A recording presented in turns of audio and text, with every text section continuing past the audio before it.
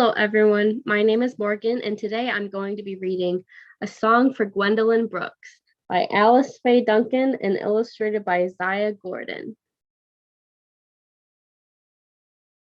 The time cracks into furious flower, lifts its face all unashamed. Gwendolyn Brooks.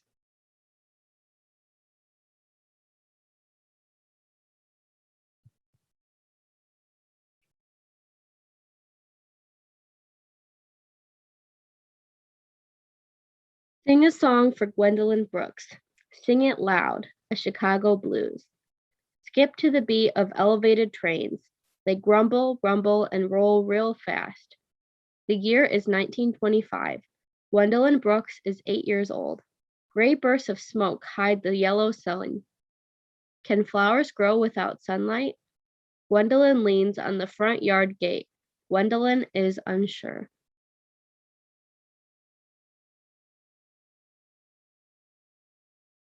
Sing a song for Gwendolyn Brooks. She greets each day in her velvet glory.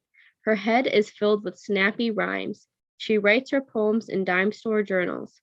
Gwendolyn stands outside the fray. Her classmates cuss. They swish and sass. The busy clock. Clock, clock, tell the time to me. Magic, patient instrument, that is never free. Tick tock, busy clock, you've no time to play. Bustling men and women need you all the day. They joke and jive, they laugh real loud. They boast and bully, they signify. Girls jump rope on cracked sidewalks. Boys play baseball in the streets. Poets own a watchful eye. Gwendolyn stands alone. Sing a song for Gwendolyn Brooks. Her father is a janitor. He buys the food and pays the rent. Mothering is her mama's job. She cooks the food and scrubs the clothes. Baby brother is Gwen's best friend. They play checkers on rainy days. When the sky is blue, Gwendolyn sits with her tattered notebooks. From the top step of her backyard porch, she watches and listens to the South Side neighbors. Women talk about men talk about sports. Children call Gwen old stuck-up heifer. Sing a song for Gwendolyn Brooks. Her mother believes, her father believes, but sometimes Gwendolyn doubts her radiance. When jarring, crashing, discordant words splotch and splatter her notebook paper, and when right words don't crystallize, Gwendolyn grabs her mother's garden trowel. She digs beneath the snowball bush and buries her poems in a backyard grave. Sing a song for Gwendolyn Brooks.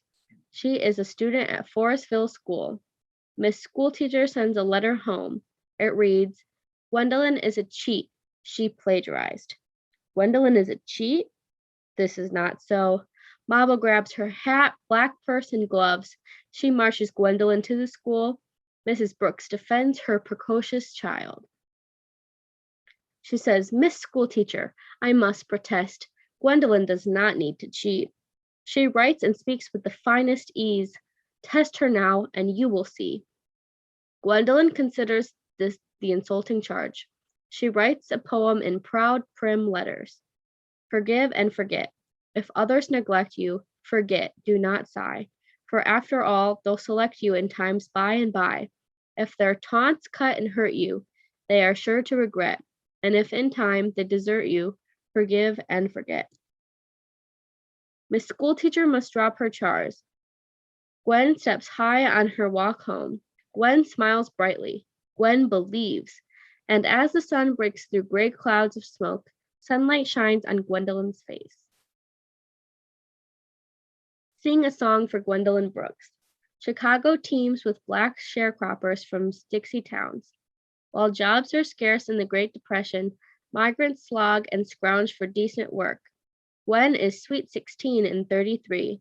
She is feathery voice and flickering flame. She gushes and giggles over Shakespearean sonnets. Her parents are wise and see her light. They do not yell, go mop the floor.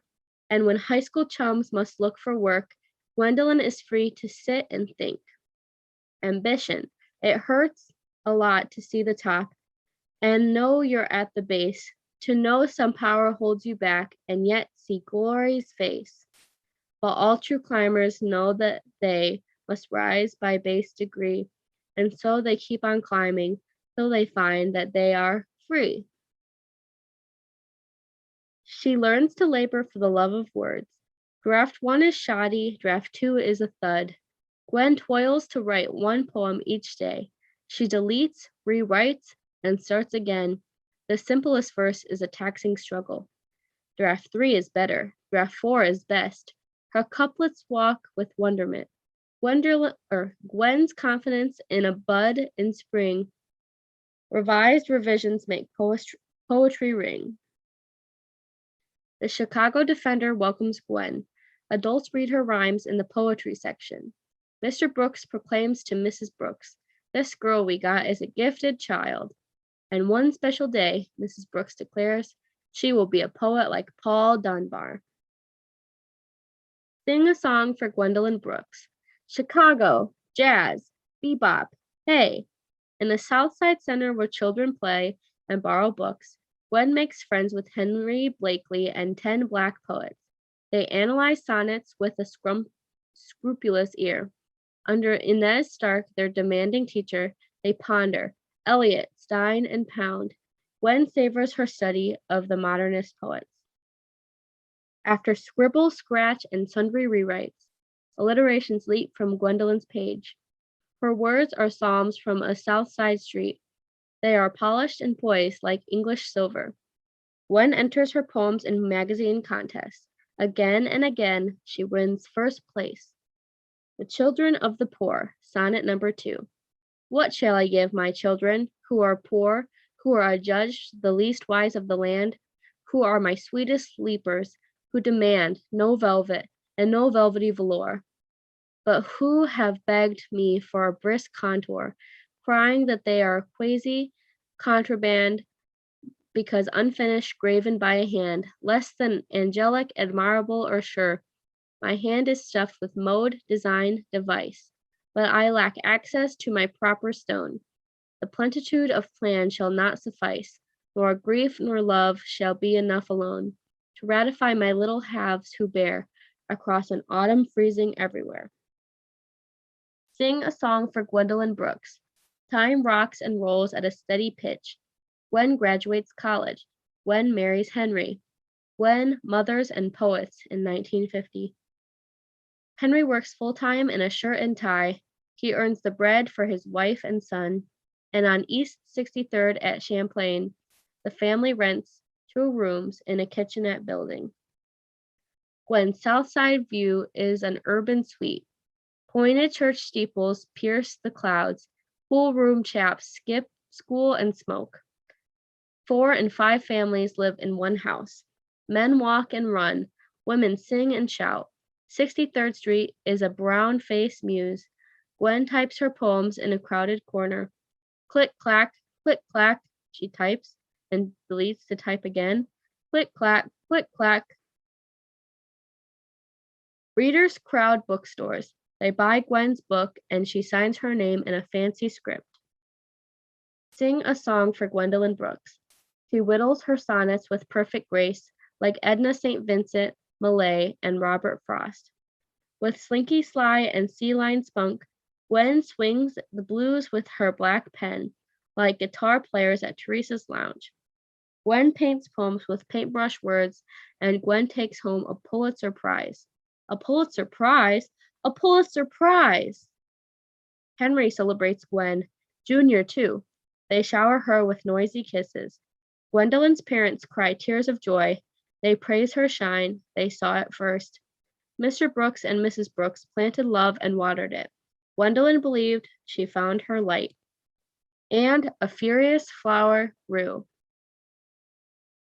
After the book, the author has an author's note where you can learn more about Gwendolyn Brooks, and they also included a timeline so that you can learn more about Gwendolyn Brooks' life. I think this book is a really great one to read with kids if you're starting like a poetry unit, just so that they can learn about a poet. And I mean, African American students will be able to see themselves in poetry and become excited about it. And her poetry is also included in the book, so that you can also use her as inspiration. to get your kids wanting to write poetry. But thank you for listening, and I hope you enjoyed.